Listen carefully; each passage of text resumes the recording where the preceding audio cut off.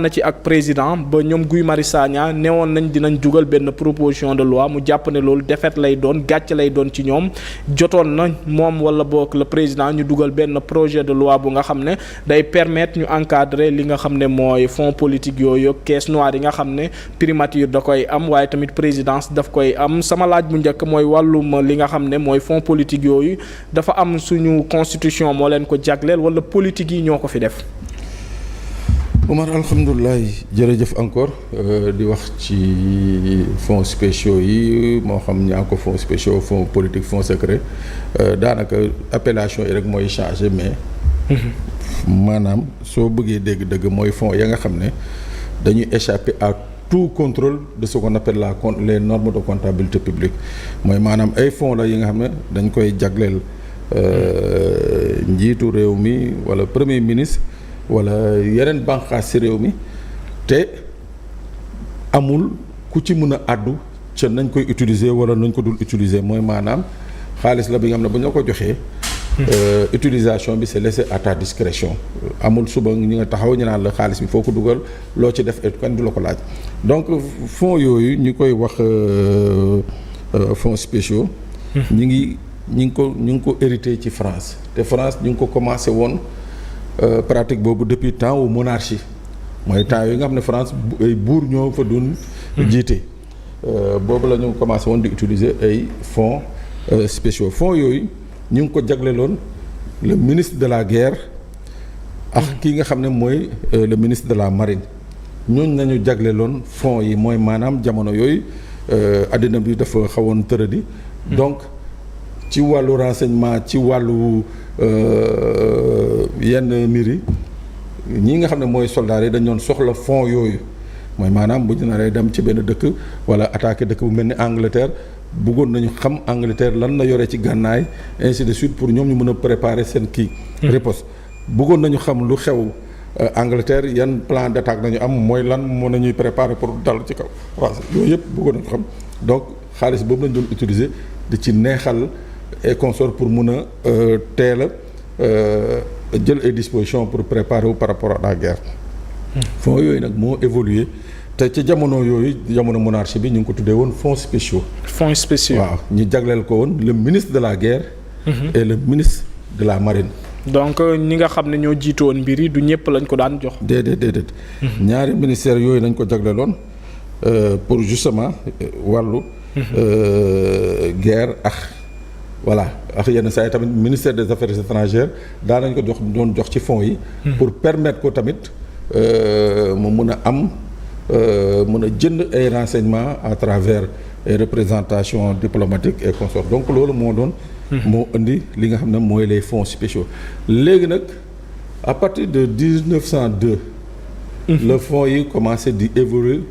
de fonds spéciaux à fonds secrets à fonds politiques ci évolution boobu nag. la ñu dem ba finalement ñuy jël di ko jagleel ki nga xam ne mooy président de la République. alors fonds yooyu nag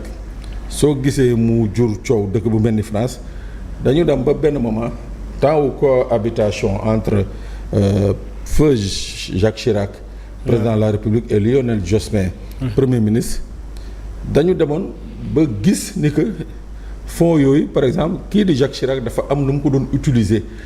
gis nañ ci ay affaires yi nga xam ne jaarul woon yoon di ci jënd ay billets avion di ko ci jëndal ñeneen ay séjour hôtel ak yeneen yi nga xam ne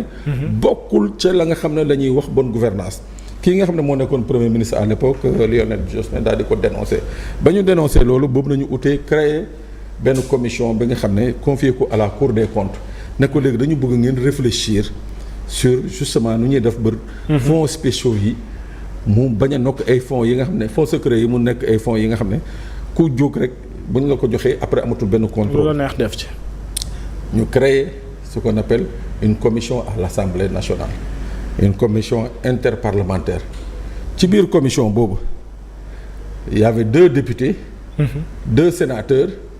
ak 2 membres de la Cour des comptes. ñooñu ñoo doon saytu xaalis bi mais ñooñu tamit dañ leen imposer woon benn niveau d'habilitation secret défense bi nga xam ne la ñu xam ci fonds yi duñ ko wax mais ñoom fonds yi fu ñu dugg xam nañ ko fu muy jaar ñoom xam nañ ko te ñoom ñooy autoriser dépenses yi mais duñ ci wax ñuy avancer di avancer ba finalement ñu ne sax fonds yi léegi ni ñuy def mooy commission bi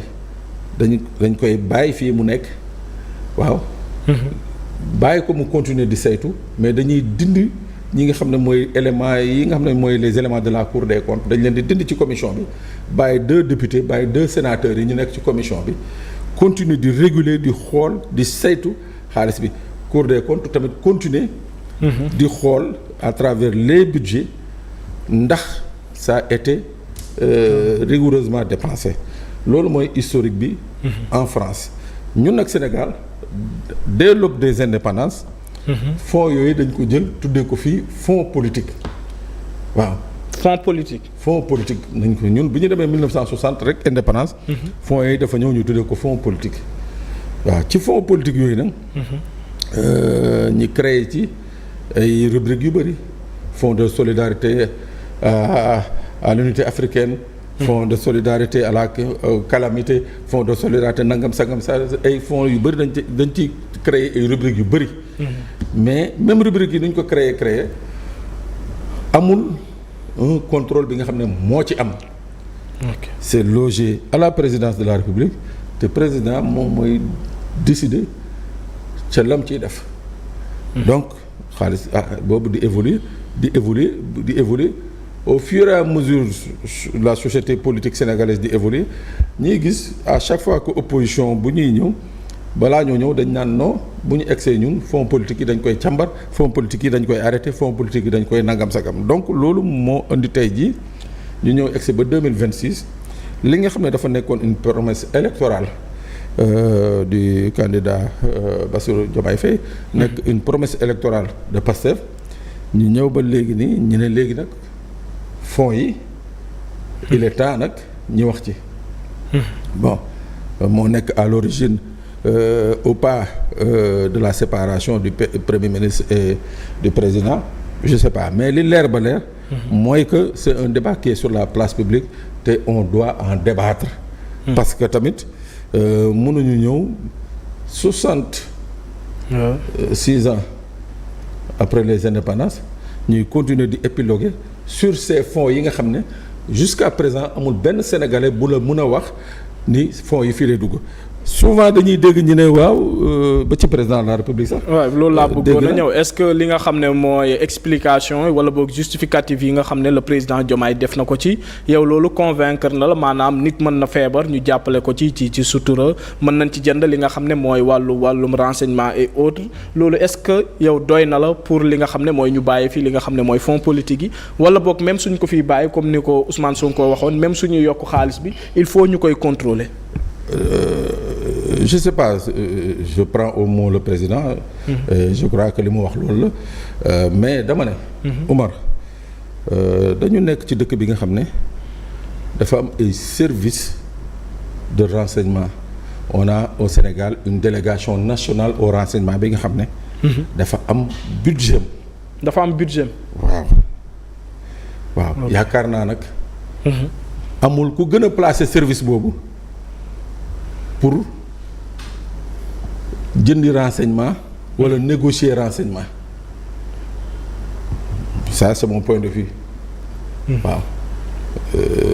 cette délégation bi nga xam ne daanaka loo xalaat ci expertise ci wàllu renseignement ñoo fa daje donc ñooñu je crois que ñoom am nañu les moyens renseignement bu ñu soxla dem jëndi ko loolu mooy benn bi ñaareel bi lii nga xam ne moom la président wax ci wàllu dimbale yi ci sutura et tout ça mais Omar il y a des services dédiés dans ce pays il y a des services dédiés dans ce pays au niveau des ministères fa nga xam ne buñ fa loger xaalis bi avec une bonne politique de transparence ñii nga xam ne ñoo soxla dimbal mën nañ la fa dimbale d'ailleurs c'est pour ça qu'on a créé le ministère des solidarités donc moi sur ce chapitre là je crois que également la solution est là toute faite par contre mën naa d'accord ñi ne la direction générale du renseignement extérieur mun naa d'accord ñi ne la direction générale du renseignement intérieur mun naa d'accord ñi ne la direction de la sûreté de l'État mun naa d'accord ñi ne la direction du renseignement militaire ñooñu soxla nañu ay fonds secrets yi nga xam ne ci seeni mission régalienne de tous les jours war nañu mën a utiliser secrètement ces fonds kooku je suis tout à fait d'accord waaw loolu dama ci ànd bu baax a baax a baax a baax a baax parce que c'est ce qui se fait un peu partout ok bu ñu defee loolu nag teewul laa la wax teewul ça n'empêche pas que ces fonds-là soient sous contrôle loolu lépp mën na am mais quand même ñu koy càmbar di xool ndax xaalis bi mi ngi jëm fi ñu ko war a dugal yow ñi ne jox nañ la 10 milliards wala 11 milliards bu ñu demee baat bi geex amul benn service buy ñëw taxaw ne la Omar xaalis bi foo ko dugal du Cour des comptes du IGE du dara kenn amul dëgg mën la kenn amul c'est-à-dire ça échappe à tout contrôle de la comptabilité publique ça échappe à tout contrôle des règles de comptabilité publique. kon Sénégal képp ku fi jaar nekk président mën naa ne milliardaire nga. waaw milliardaire nga de su la neexee boo defee say mandat ba pare boo paree rek nekk milliardaire moom falaa budd waaw. ça échappe à tout contrôle léegi est-ce qu'on doit aller vers un contrôle de ces fonds. oui mënuñu wax jubanti. di ko def ci yeneen secteur et secteur bii nga xam ne c'est un secteur ba nga xam ne amul contrôle ndëgam sa secteur yi am contrôle nañuy jubanti secteur bu amul contrôle nag moom nañu war a gën a appliquer la politique de jubanti donc jàpp naa ni que man c'est un point de vue personnel que ces fonds-là doivent faire l'objet d'un regard de professionnel. Qu'est-ce qui empêche qu'on crée une commission à l'Assemblée nationale avec des fonctionnaires du ministère des Finances, des fonctionnaires de la Cour des comptes, faire en sorte que xaalis boobu la fay jógee di dugg ñu xam fan lay dugg ñu xam ci loxo kan lay dem ñu xool c'est dépensé à quel but. Omar dëkk yu bëri fii am na ñaari dëkk yu ñu wër fii effectivement je sais que dëkk yooyu toll na woon jamono pour fay seen fonctionnaire Sénégal gii moo génne koppar pour ñu fay néew ma nag ci fonds secret yi la jóge de waxuma loolu de mais dama ne dëkk yooyu toll nañu woon jëmmi jamono am problème pour fay seeni fonctionnaire Sénégal gii moo génne xaalis fay leen. mën na nekk régime Macky Sall wala bu Diomaye. régime Macky Sall. régime Macky Sall Abdoulaye Wade. donc loolu lu mën a nekk la mais ba léegi laa la wax. c'est une bonne chose à soi mais ba léegi bu dee ci fonds secret yi na doon quelque chose de transparent c'est-à-dire que au moins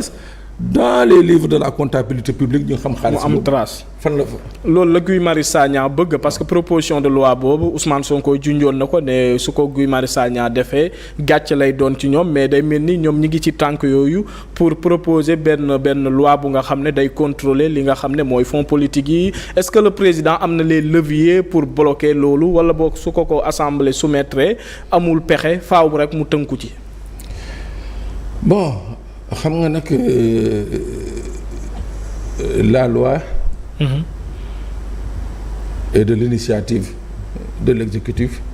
comme du législatif. waaw ñoom ñaar ñëpp. waaw kooku maanaam ci gàttal loi bi. moo xam proposition de loi wala projet de loi. naka exécutif bi amee mën a def mooy président de la république premier ministre jël initiative def ko. noonu la ko assemblée nationale mën a defee tamit donc tey jii. Pour un libre arbitrage su ko l'Assemblée nationale proposé soumettre ko au président de la République lim ci mën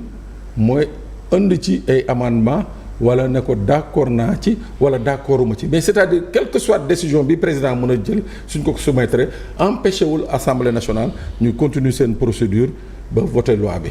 donc ça il faut que ce soit clair. ok waaw donc président mënu ci opposé wu. mën na ci nag indi ay amendement ne leen man bu doon sama sogo nañ ci yokk lii wala nañ ci wàññi lii wala nañ ko defee nii te loolu tamit ba léegi engagé wul li nga xam ne moom mooy assemblée bi léegi nag dans le cadre du dialogue des institutions mun nañu essayer de arrondir les angles ne bon comme Omar lii la bëgg diw lii la bëgg nañu xool nañu koy dajalee ba mu doon benn wala ba mu doon li gën donc loolu c'est dans l'ordre du possible mais encore une fois si la procédure est enclenchée rien ne s'oppose à ce qu'elle atteigne son but. mbir moomu est-ce que su ko député Pastef fi bëggee du jàll parce que ñoom ñoo am li nga xam ne mooy majorité fële ci assemblée nationale 130 députés jusqu'à preuve du contraire loolu la Pastef les patriotes yor te gisoon nañ seen njiit Ousmane Sonko doon sàkku pour ñu contrôler ko jàppoo ne loolu lettre à la poste lay doon day jàll facilement. waaw si elle répond maintenant au caractère constitutionnel des lois du Sénégal. Je ne vois pas pourquoi loolu du jàll. bu dee proposition bi def nañ ko de telle sorte que mu répondre au caractère constitutionnel des lois. waaw suñu jógee ci li nga xam ne mooy wàllum fonds politique yeeg caisse noire yi mi ngi jur coow fii ci Sénégal ba léegi dañuy desandi ci li nga xam ne mooy assemblée nationale di pencu